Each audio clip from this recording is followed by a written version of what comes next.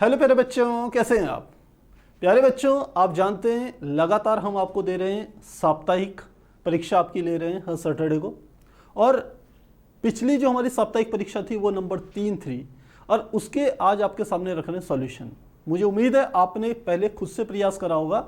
सभी प्रश्नों को 8 प्रश्न हमने दिए थे, सभी 8 प्रश्नों को हल करने का आपने खुद से प्रयास करा होगा। और आज आप अपने प्रश्नों के उत्तरों को मैच भी कर सकते हैं और कहीं पर आपके कोई डाउट हो तो वो आज आपके दूर भी हो जाएंगे। तो स्टार्ट करते हैं। तो आज हम करेंगे पार्ट 3 के प्रश्नों के उत्तरों को। तो देखें, सबसे पहला प्रश्न हमारे पास था, किसी विद्युत रोधी माध्यम का परावैद्युतांक K हो सकता है, मान दे रखे थे। दूसरा प्रश्न हमें दे रखा था, दो आवेशित कण थे जिनके मान इस प्रकार से थे, 10 सेंटीमीटर की दूरी पर थे, उन पर लगने वाले बल का अनुपात निकालना था।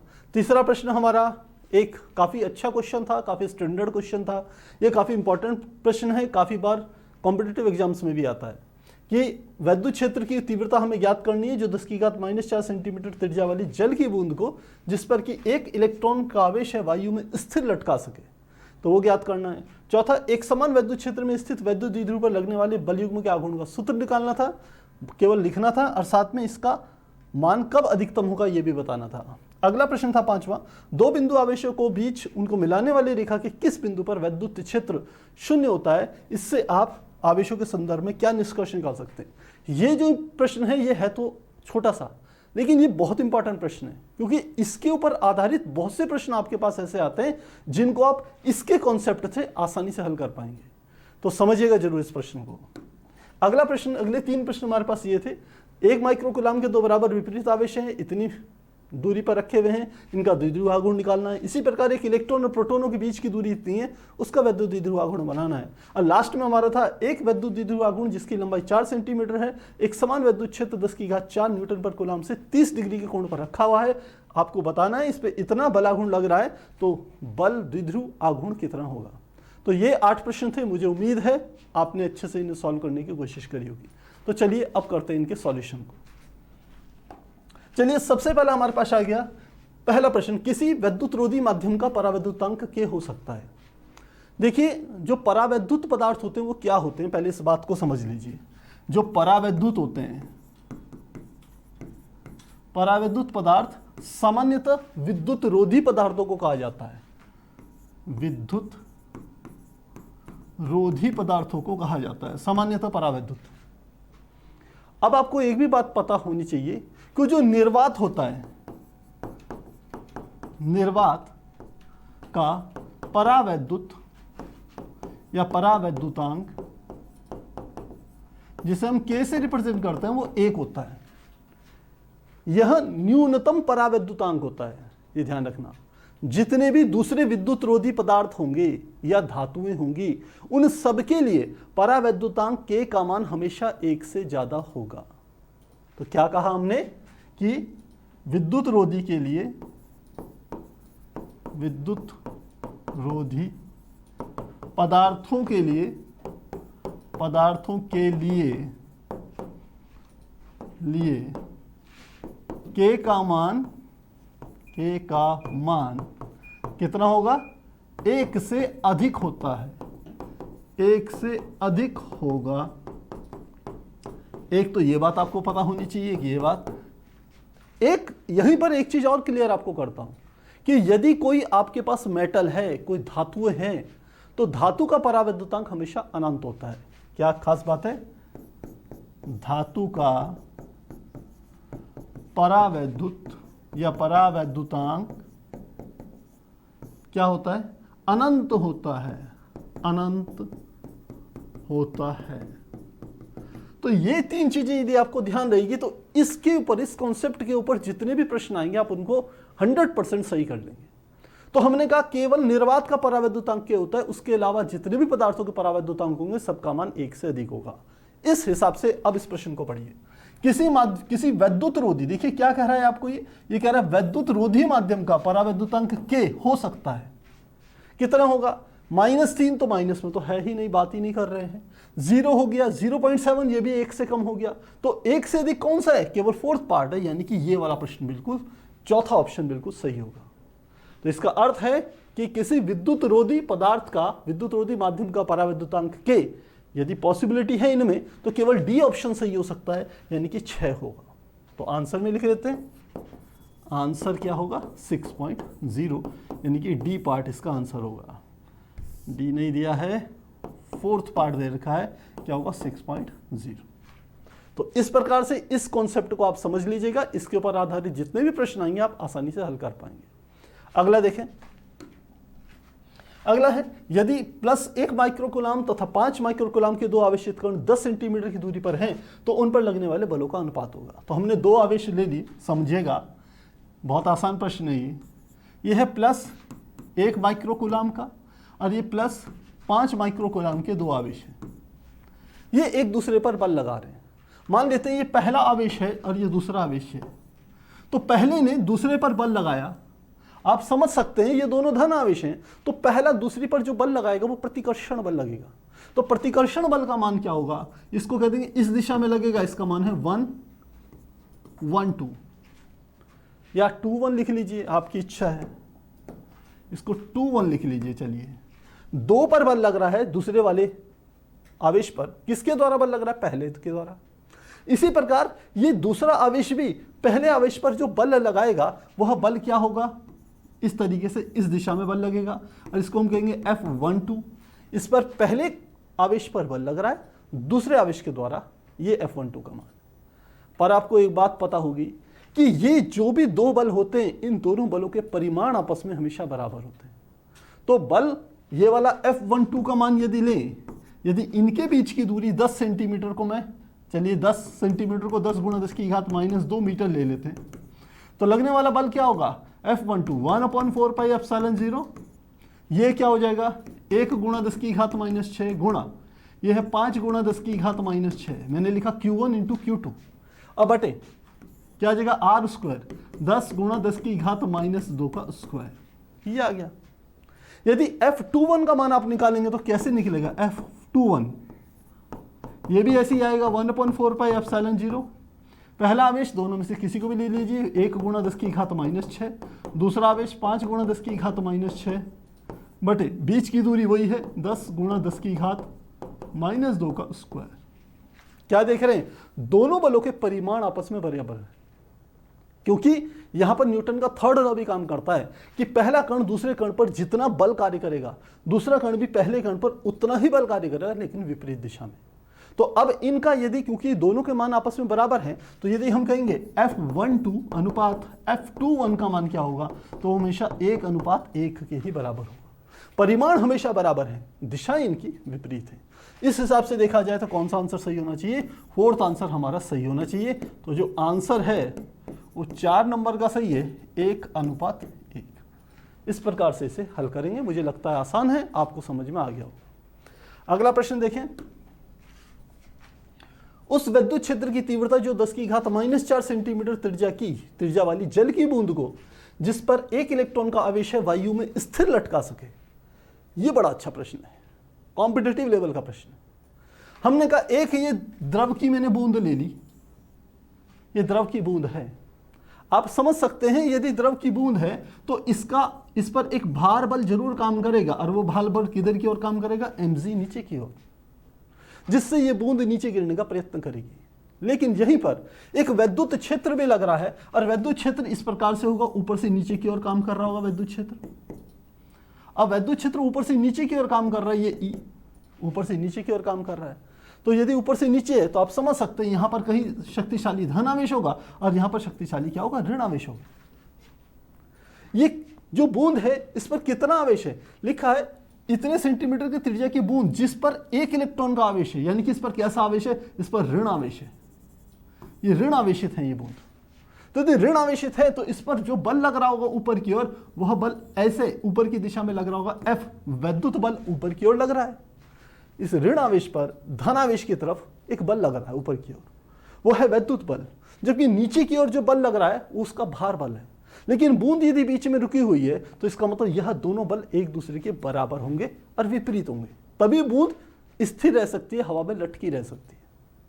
आप समझते हैं, साम्यावस्था आपने क्लास 11 में पढ़ा होगा कि यदि किसी वस्तु पर एक से अधिक बल कार्य कर रहे हैं और वस्तु संतुलन की स्थिति में वस्तु की स्थिति बने हुए है तो उस पर लगने वाले सभी बलों का परिणामी योग शून्य होगा, सदिश योग शून्य होगा। वही कॉन्सेप्ट लग रहा है, नीचे लगने वाले बलों का योग ऊपर लगने वाले बलों के योग के बराबर होगा। तो कौन कौन से बल कार्य करेंगे इसमें समझते हैं। अब हम समझ सकते हैं यदि वैद्युत क्षेत्र E है तो इस पर लगने वाला वैद्युत बल, तो सबसे पहले यहां निकाल लेते हैं। वैद्युत बल F बराबर किसके होता है, QE के। अब E क्या है, एक इलेक्ट्रॉन पर आवेश E और कैपिटल E का मान कितना हो गया 1.6 गुणा 10⁻⁻19 कूलम। और वैद्युत क्षेत्र की तीव्रता इन्होंने दे दी है, उस पर उस वैद्युत क्षेत्र की तीव्रता को ज्ञात करना है हमारे को, ठीक है। ये हमारे को दे दिया, E का मान E ही है, ये लगने वाला बल हो गया F। दूसरा भार बल जो लग रहा है, भार बल वो लग रहा है F बराबर mg के बराबर है, ये बल लग रहा है। अब देखिए इसने हमें त्रिज्या दी है, अब त्रिज्या को कैसे हम इस फॉर्मूले में लाएंगे ये मेन बात है। तो द्रव्यमान को हटा करके मुझे त्रिज्या लाना है, तो कैसे लाएंगे हम। एक चीज ये जानते हैं कि घनत्व बराबर होता है द्रव्यमान बटे आयतन के बराबर होता है। घनत्व को यदि मैं d से रिप्रेजेंट कर दूं तो d बराबर m/ρ। तो यहां से मैं लिख सकता हूं m बराबर v की d में गुणा कर देंगे तो यह जगह d मल्टीप्लाई v ध्यान रखना आयतन है और d क्या है, घनत्व। अब जल जो होता है उसका जो आयतन होता है वो 1000 किलोग्राम पर मीटर क्यूब होता है। तो इस हिसाब से इसको निकालेंगे तो हमारा आ गया, चूंकि लिखेंगे d बराबर होता है 1000 किलोग्राम पर मीटर क्यूब। और v को हम क्या लिख सकते हैं, v बराबर होता है, क्योंकि जो जल की बूंद है वो गोलाकार है ना, ये वाली बूंद गोलाकार है, तो क्या होगा इस पर, यदि ये गोला है तो इसका आयतन होगा गोले के आयतन के बराबर। तो v का मान होगा 4/3 पाई r क्यूब। तो ये v और d के मान यहां रखें तो m बराबर आ जाएगा d का मान 1000 गुणा ये हो गया 4/3 गुणा पाई का मान 3.14 गुणा r की घात 3, 10⁻⁻4 सेंटीमीटर की त्रिज्या है। तो इसको मीटर में बदलेंगे कितना हो जाएगा, यहां पे मैं लिख लेता हूं r बराबर 10⁻⁻3 है सेंटीमीटर है, 10⁻⁻4 सेंटीमीटर है, -4। तो मीटर क्या हो जाएगा 10⁻⁻4 गुणा 10⁻2 मीटर। तो क्या हो गया 10⁻6 मीटर हो गई त्रिज्या। तो यहां पर क्या आ जाएगा, r क्यूब है तो 10⁻6 का होल क्यूब। तो ये m का मान हमने यहां से निकाल लिया। अब संतुलन की स्थिति में लिखेंगे, यहां लिखेंगे संतुलन की स्थिति में,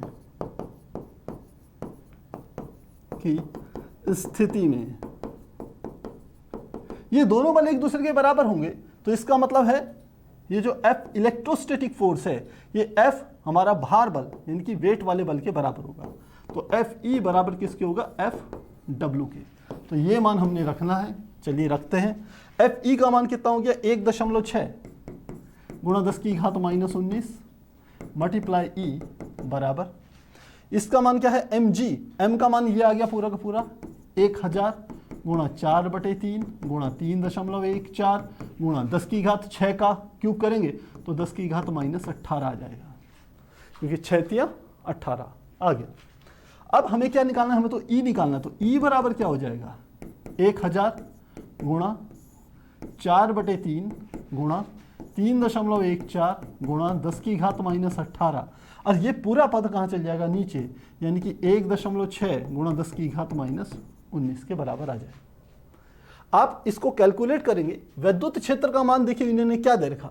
सबसे मजे की बात है ऐसे प्रश्नों में ज्यादा आपको कैलकुलेशन नहीं करनी है, मोटा मोटा आपने इन घातों को थोड़ा सा चेक करना है, बस मेन काम ये है।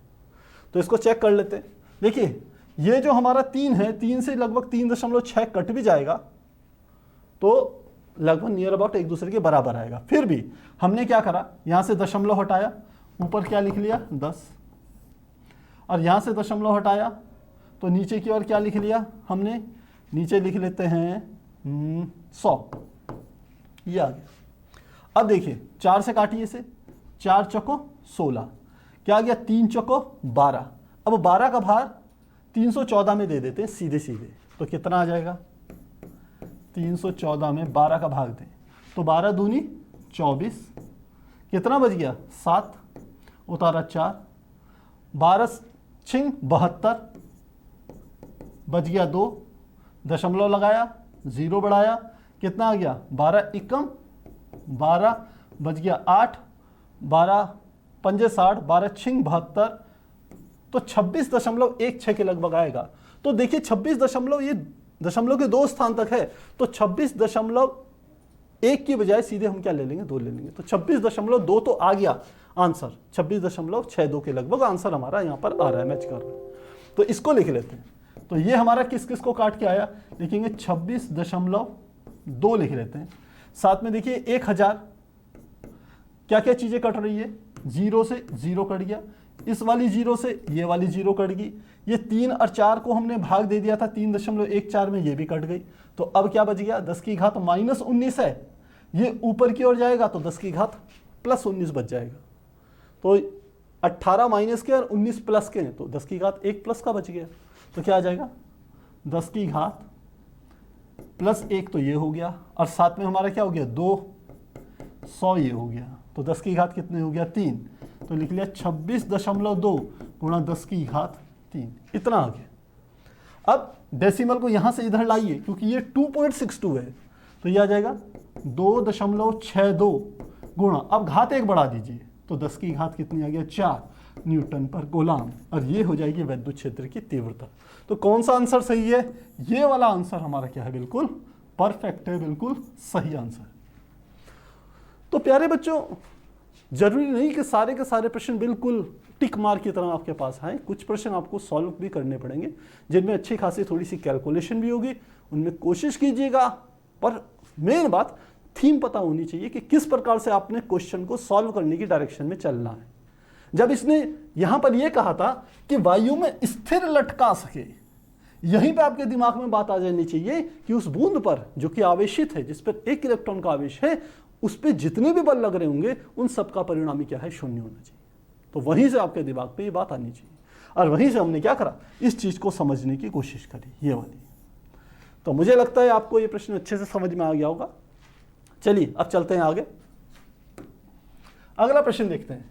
एक समान वैद्युत क्षेत्र में स्थित वैद्युत द्विध्रुव पर लगने वाले बल आघूर्ण, बलयुग्म के आघूर्ण का सूत्र क्या होगा और इसका मान कब अधिकतम होगा। तो सूत्र तो आप जानते हैं, हम जानते हैं बल आघूर्ण क्या होता है, टाउ बराबर B × E × sin थीटा के बराबर होता है। ये हमारे पास बलयुग्म का आघूर्ण होता है। एक समान वैद्युत क्षेत्र में यदि वैद्युत द्विध्रुव को रखें तो उस पर लगने वाले बलयुग्म का आघूर्ण इसके बराबर होगा। अब टाउ का मान मैक्सिमम कब होगा, लिखेंगे टाउ मैक्सिमम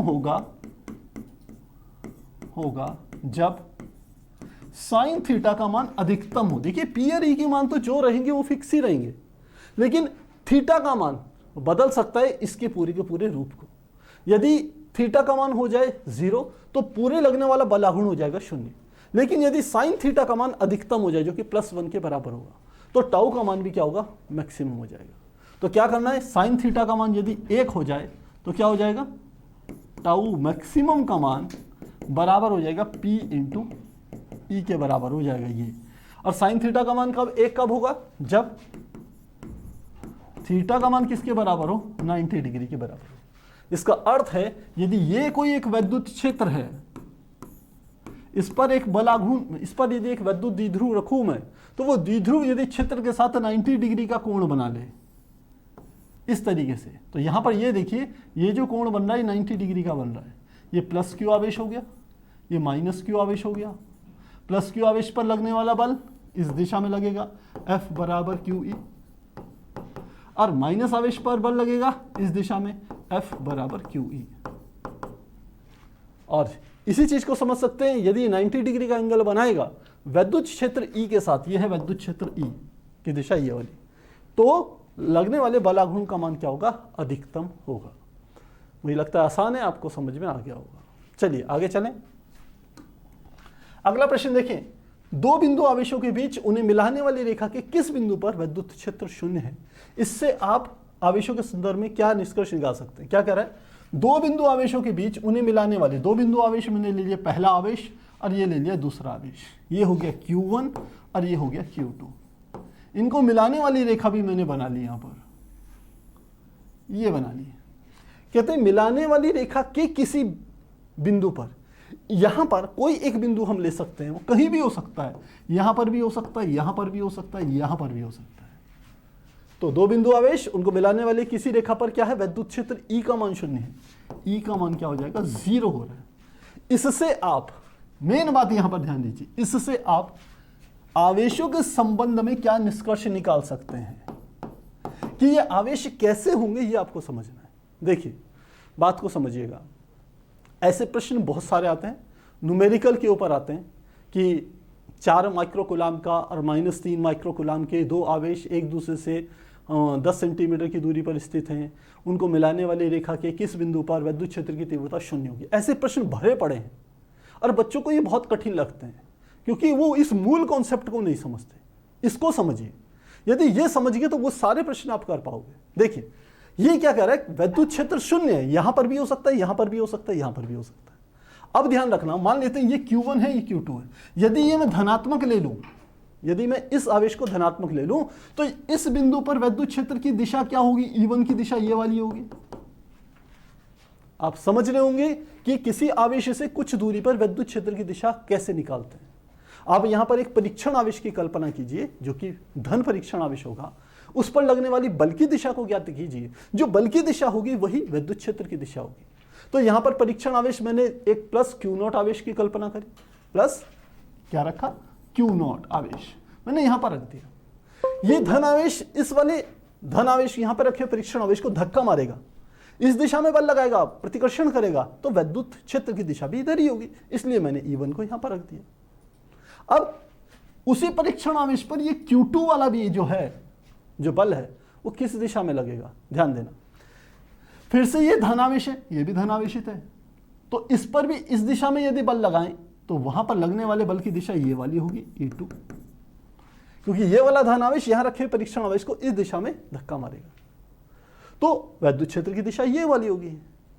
अब यदि इन दोनों के बीच में किसी भी बिंदु पर वैद्युत क्षेत्र की तीव्रता को 0 होता है, वैद्युत क्षेत्र की तीव्रता को 0 होना है, यानी कि E का मान जो E2 प्लस E1 का योग है ये 0 के बराबर तभी हो सकता है यदि ये दोनों के दोनों आवेश समान प्रवृत्ति के हों। यदि ये भी धन है, ये भी धन है, तभी इन दोनों आवेशों के बीच, चाहे ये बिंदु लीजिए, चाहे ये बिंदु लीजिए, चाहे ये बिंदु लीजिए, इन तीनों बिंदुओं पर इन दोनों के द्वारा लगाया गया वैद्युत क्षेत्र एक दूसरे के विपरीत होगा, और जब विपरीत होगा तभी तो उसके 0 होने की संभावना होगी। तो आपके दिमाग में आ रहा होगा कि सर अगर विपरीत ना होता तब क्या करते हम, तो वो स्थिति भी बता देता हूं। तो यहां पर निष्कर्ष हमने निकाल दिया कि दोनों आवेश सजातीय होने चाहिए, या तो दोनों धनात्मक हो या फिर दोनों क्या होने चाहिए, ऋणात्मक होने चाहिए। ऋणात्मक होगा तब क्या होगा, वैद्युत क्षेत्र की दिशा जो E1 इधर की ओर थी, अब उस परीक्षण आवेश पर बल E1 इस दिशा में हो जाएगा यदि आप ऋण आवेश लोगे, और यहां पर भी ये ऋण आवेश होने के कारण उस पर जो बल लगेगा वो बल इधर की ओर लगेगा, आकर्षण बल, तो E2 की डायरेक्शन इधर हो जाएगी। बस इतना ही अंतर पड़ेगा, तो क्लियर होगी। तो लिखेंगे सॉल्यूशन में क्या लिखेंगे, दोनों आवेश सजातीय होंगे, दोनों आवेश सजातीय होंगे, विपरीत नहीं हो सकते, एक जैसे होंगे। अब जरा दूसरी स्थिति पे गौर करो, एक यहां पर रख लिया, एक यहां पर रख लिया, इस पर मैंने प्लस Q1 आवेश रख दिया, इस पर माइनस Q1 आवेश रख दिया। अब मैंने इनको मिला दिया। चलिए अब मैं कहूं इनके किसी बिंदु पर वैद्युत क्षेत्र की तीव्रता क्या होगी, तो ध्यान देना मैंने यहां पर एक बिंदु रख लिया, इसके द्वारा जो वैद्युत क्षेत्र लगाएंगे परीक्षण आवेश, उसकी दिशा क्या होगी, ये वाली होगी, E1 की डायरेक्शन, क्योंकि परीक्षण आवेश पर जो बल लगेगा प्लस Q1 के कारण वो इस दिशा में लगेगा, क्योंकि ये इस परीक्षण आवेश से प्रतिकर्षण बल लगाएगा, इसलिए वैद्युत क्षेत्र की दिशा भी होगी। अब इस पे ध्यान दीजिए, ये वाला ऋण आवेश इस पर रखे हुए प्रतिकर्षण बल, इस पर रखे हुए परीक्षण आवेश पर जो बल लगाएगा वो कैसा लगेगा, आकर्षण बल, तो लगने वाले बल की दिशा क्या होगी, इसी दिशा में होगी, तो यानी कि वैद्युत क्षेत्र भी इसी दिशा में होगा, E2। जब दोनों वैद्युत क्षेत्र इन दोनों आवेशों के बीच किसी भी बिंदु पर वैद्युत क्षेत्र की दिशाएं यदि समान है तो कभी भी वैद्युत क्षेत्र इनके बीच में शून्य नहीं हो सकता। तो अब आप कहोगे सर शून्य की स्थिति क्या होगी, शून्य की स्थिति ये हो सकती है कि इसको इधर की ओर रेखा मिला ली जाए और इस रेखा को इधर की ओर मिला लिया जाए। अब यदि यहां पर मैं एक बिंदु ले लूं, ध्यान देना, यहां पर परीक्षण आवेश रखूं तो परीक्षण आवेश क्या होगा, धनात्मक होगा ना। तो इस बिंदु पर विद्युत क्षेत्र की दिशा क्या हो जाएगी, इसके कारण E1 इस दिशा में हो जाएगा। और यहां पर परीक्षण आवेश है तो ये वाला ऋण आवेश उस धनात्मक परीक्षण आवेश को अपनी ओर आकर्षित करेगा, तो विद्युत क्षेत्र की दिशा इस Q1 आवेश के कारण जो होगी वो इस दिशा में होगी। देखिए ये 2 लेना है, हमने 2 लेना है, तो इसकी दिशा क्या होगी, E2 यहां होगी। तो यहां पर संभावना है कि वह विद्युत क्षेत्र क्या हो, एक दूसरे के बराबर और विपरीत हो। ऐसी स्थिति यहां भी बन सकती है, यहां पर भी बना के दिखा देता हूं। मैंने यहां पर कोई आवेश, परीक्षण आवेश रख दिया। अब ये वाला Q2 आवेश इसको क्या करेगा, परीक्षण आवेश धनात्मक होगा, अपनी ओर खींचेगा, तो विद्युत क्षेत्र की दिशा क्या होगी, E2 तो इस दिशा में होगा। अब दूसरी बात, ये Q1 आवेश इस रखे हुए परीक्षण आवेश पर बल धक्का मारेगा विपरीत दिशा में, तो यानी कि इसके द्वारा जो विद्युत क्षेत्र उत्पन्न होगा E1, उसकी डायरेक्शन क्या होगी, उसकी डायरेक्शन ये होगी, ये हो। तो यदि दोनों आवेश विपरीत हैं तो कभी भी उनके मध्य किसी भी बिंदु पर विद्युत क्षेत्र शून्य नहीं होगा, न बल शून्य होगा न विद्युत क्षेत्र शून्य होगा। या तो इस आवेश से इधर की ओर ऐसी स्थिति बनेगी या इस आवेश से इधर की ओर ये स्थिति बनेगी, अन्यथा की दिशा में बीच में कभी भी शून्य नहीं होगा। ऐसे प्रश्न बहुत बार आते हैं, आपके उठा के देखिएगा किताब को, बहुत सारी किताबों में ऐसे प्रश्न आपको मिलेंगे। ये कॉन्सेप्ट यदि समझ गए तो समझ लीजिए उन प्रश्नों को करने में कोई दिक्कत नहीं होगी, बस केवल कैलकुलेशन रह जाएगी आपकी, कॉन्सेप्ट आपके क्लियर हो जाएंगे। तो मुझे लग रहा है ये प्रश्न काफी इंपॉर्टेंट है, इसको आप समझ गए होंगे। तो चलिए अब आगे चलते हैं, क्योंकि जब आप निकालेंगे तो उसमें आपको यही दूरी पूछी जाती है, ये वाली दूरी R जो है यही पूछी जाती है कि किस दूरी पर, किस स्थिति पर विद्युत क्षेत्र की तीव्रता शून्य होगी। तो ये या यहां निकालिए चाहे वो यहां निकालिए, R का मान आपको निकालना होता है। चलिए अगला प्रश्न देखते हैं।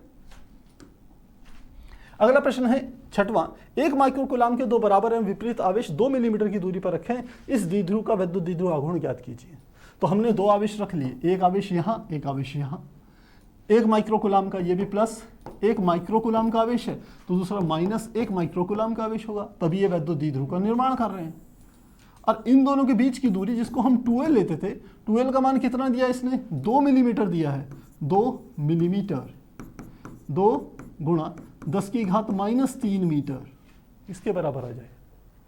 ये 2L का मान दे दिया, तो क्या निकालना है, इस द्विध्रुव का विद्युत द्विध्रुव आघूर्ण निकालना है। तो कैसे निकालेंगे, हमारे पास Q का मान दे दिया 1 माइक्रोकूलाम, 1 गुणा 10⁻⁶ कूलाम, ये हमारे को दे दिया Q का मान। और 2L का मान भी हमने देख लिया, 2 गुणा 10⁻³ मीटर। तो हम जानते हैं चूंकि विद्युत द्विध्रुव आघूर्ण होता है P, Q मल्टीप्लाई 2L के होता है, तो Q का मान कितना हो गया, 1 गुणा 10⁻⁶, और 2L का मान कितना है, 2 गुणा 10⁻⁻3। तो क्या आ जाएगा आंसर, 2 एकम 2 गुणा 10⁻⁻6-3, यानी कि आ गया 2 गुणा 10⁻⁻9, और ये P निकाल रहे हैं और इसका मात्रक होता है कूलाम मीटर, कूलाम मीटर। ध्यान रखना ये सदिश राशि है P, कभी आपसे इससे दिशा पूछ ले तो इसकी जो दिशा होगी, P की जो डायरेक्शन होगी वो -1 माइक्रोकूलाम से +1 माइक्रोकूलाम की होगी, -1 माइक्रोकूलाम से +1 माइक्रोकूलाम की ओर। दोनों आवेशों को मिलाने वाली रेखा की सीध में ये किसकी डायरेक्शन होगी, P की डायरेक्शन होगी। तो मुझे लगता है सारी बातें आपके क्लियर हो गई होगी। चलिए आगे देखें।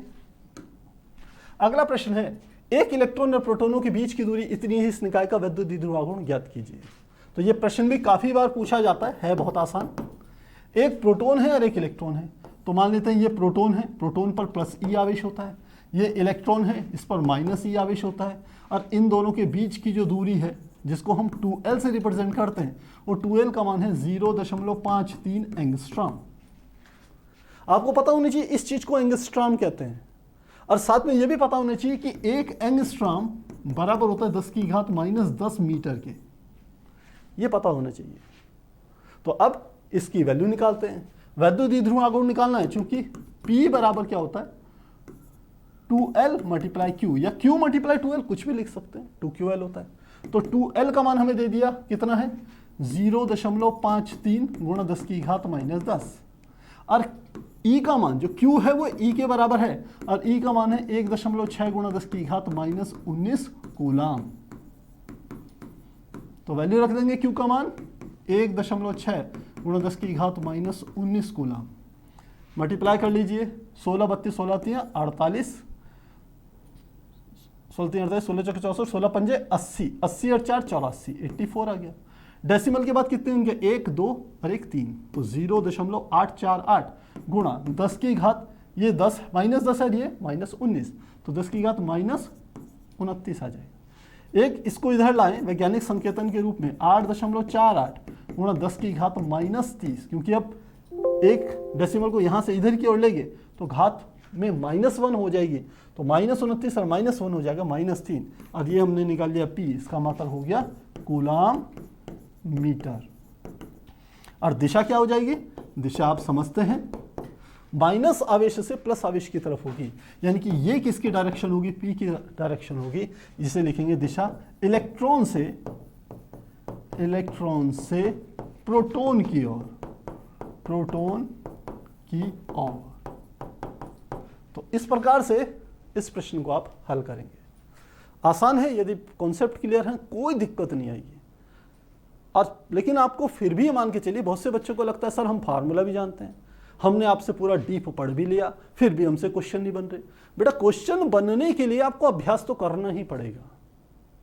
जैसे ये बिल्कुल वैसा ही है कि जैसे आपको कोई कहे कि चलो आज मैं तुम्हारे को साइकिल चलाने की बात समझाता हूँ, तो पूरा समझाएगा कि हैंडल भी पकड़ लो दोनों हाथ से, और एक पैडल पे एक पाँव रखो, दूसरे पैडल पे दूसरा पाँव रखो, आगे धक्के मारते रहो, पैडल चलाते रहो, देखो साइकिल आसानी से चलेगी। आप कहोगे हाँ यार बड़े आसान काम है, लेकिन जब साइकिल के ऊपर बैठोगे ना तो आप देखोगे उसमें एक चीज़ तो उन्होंने बताई नहीं, वो थी बैलेंसिंग की बात। और बैलेंस भी यदि आपको बता दिया जाए कि बैलेंस बनाना पड़ेगा, तो वो बनाते बनाते ही बनेगा। वो ऐसा नहीं है कि आपको कितना भी कोई थियोरेटिकली बता दे कि बिल्कुल बीच में बैठना गद्दी पे और ऐसे करना, नहीं बनेगा। तो बिल्कुल फिजिक्स में न्यूमेरिकल्स भी ऐसे ही हैं। आप कितनी भी थ्योरी पढ़ लीजिए, कितने भी आप हम कह सकते हैं डेरिवेशंस कर लीजिए, लेकिन अगर आप अभ्यास नहीं करेंगे तो आप न्यूमेरिकल में फंस जाएंगे। तो इसीलिए आपको जो हम ये साप्ताहिक परीक्षा आपकी ले रहे हैं, ये साप्ताहिक परीक्षा में हर तरीके के प्रश्न दे रहे हैं। फोकस हमारा है न्यूमेरिकल के ऊपर ज़्यादा। तो यदि वो आपके हो गए तो जैसे साइकिल चलाना थोड़े दिनों के बाद आदमी एकदम परफेक्ट हो जाता है, ऐसा तो कोई भी आप में से बीच में ऐसा नहीं होगा कि जिसने साइकिल चलाने की कोशिश करी होगी और बिल्कुल ही असफल हो गया होगा, ये हो गया होगा जी मैं चला ही नहीं पाया, ऐसा तो कोई नहीं होगा। तो जब उसमें आपको सफलता मिली तो यहाँ भी 100% आपको सफलता मिलेगी, बशर्ते आप कोशिश करते रहें, अभ्यास करते रहें। तो ये हो गया, मुझे लगता है ये वाला प्रश्न पूरा। क्वेश्चन नंबर 7 हमारे हो गए पूरे। अब आता है लास्ट प्रश्न। लास्ट प्रश्न क्या कह रहा है, एक वैद्युत द्विध्रुव जिसकी लंबाई 4 सेंटीमीटर है, एक समान वैद्युत क्षेत्र 10 की घात 4 न्यूटन पर कूलाम पर से 30 डिग्री के अंश पर रखा है, इतने का बलाघूर्ण लग रहा है, द्विध्रुव के द्विध्रुव आघूर्ण की गणना कीजिए। इसका अर्थ क्या है, ये एक हमने क्या बना लिया, एक वैद्युत क्षेत्र बना लिया, ये वैद्युत क्षेत्र है E। इस पर एक वैद्युत द्विध्रुव हमने बनाया, तो एक और बना लेते हैं चलिए। अब वैद्युत द्विध्रुव हमने बनाया, ये वैद्युत द्विध्रुव एक यहाँ पर रखा हुआ है, एक यहाँ पर प्लस Q आवेश है, यहाँ पर माइनस Q आवेश है। तो इस पर जो बल लगेगा वो इस दिशा में लगेगा, F बराबर QE, और इस पर जो बल लगेगा वो इस दिशा में लगेगा, F बराबर QE। ये आ गया, ये बल लग गया। अब इनको मिलाने वाली जो रेखा होती है, ये वाली रेखा, ये जो रेखा है, ये जो कोण अंतरित कर रही है 30 डिग्री का कोण बना रही है, थीटा का मान 30 है। तो आपसे ये पूछ रहा है द्विध्रुव के द्विध्रुव आघूर्ण की गणना कीजिए। तो हमारे को क्या पता करना है, P के मान को कैलकुलेट करना है, याद करना है। क्या क्या दे दिया, वैद्युत द्विध्रुव की लंबाई यानी कि 2L का मान हमें दे दिया, 2L का मान दे दिया 4 सेंटीमीटर, और इसे मीटर में बदल लें, 4 गुणा 10 की घात -2 मीटर, पहला काम। एक समान वैद्युत क्षेत्र 10 की घात 4 न्यूटन पर कूलाम, यानी कि वैद्युत क्षेत्र E का मान दे दिया 10 की घात 4 न्यूटन पर कूलाम। ये दे दिया, से 30 डिग्री के कोण पर रखा है, यानी कि थीटा का मान भी दे दिया 30 डिग्री। तो अब एक और चीज दे दी, बल आघूर्ण लगाता है, यानी कि ये दे दिया टाउ का मान दे दिया 9 गुणा 10 की घात -2 न्यूटन मीटर का बल आघूर्ण लगाता है। तो कैसे निकालेंगे, सूत्र आपके पास पता होना चाहिए आपको। हमने बताया था एक समान विद्युत क्षेत्र में एक विद्युत द्विध्रुव को रखें तो उस पर लगने वाले बल आघूर्ण का मान होता है टाउ बराबर पीई साइन थीटा के। हमें किसका मान निकालना है, हमें तो पी का मान निकालना है। तो क्या आ जाएगा, टाउ बटे ई साइन थीटा इसके नीचे आ गया। अब वैल्यू रख लीजिए, टाउ का मान दिया है 9 गुणा 10 की घात -2, 9 गुणा 10 की घात -2 बटे ई का मान कितना दिया है 10 की घात 4, 10 की घात 4, साइन थीटा का मान दिया है 30, तो 30 रख लिया। तो क्या आ जाएगा, 10 की घात 4 ऊपर ले जाइए, 9 गुणा 10 की घात -2 और -4 बटे साइन 30 का मान क्या होता है 1/2, तो 1 और 2 कहाँ चले गया ऊपर, मल्टीप्लाई 2, तो क्या आ गया 9 दूनी 18 गुणा 10 की घात -6, पी का मान दिया आ गया। इसको मानक रूप में लिखें, वैज्ञानिक संकेतन के रूप में, डेसिमल यहां से यहां ले आए 1.8 गुणा, अब घात में +1 कर दीजिए, तो -6 + 1 तो 10 की घात -5 और मात्रा क्या हो जाएगा कूलाम मीटर, कूलाम मीटर। तो इस प्रकार से हम पी को कैलकुलेट कर सकते हैं। तो प्यारे बच्चों, यदि आपने डेरिवेशंस अच्छे से करे हैं, थ्योरी अच्छे से पढ़ी है, तो इन प्रश्नों को आप आसानी से हल कर पाएंगे, बशर्ते आप अभ्यास करते रहें। तो यदि ये वीडियोस पसंद आ रहे हैं तो प्लीज़ इसे लाइक कीजिए, चैनल पे नए हैं सब्सक्राइब कीजिए, सबसे इंपॉर्टेंट बात शेयर जरूर कीजिए। तो मिलेंगे नेक्स्ट क्लास में, तब तक के लिए गुड बाय।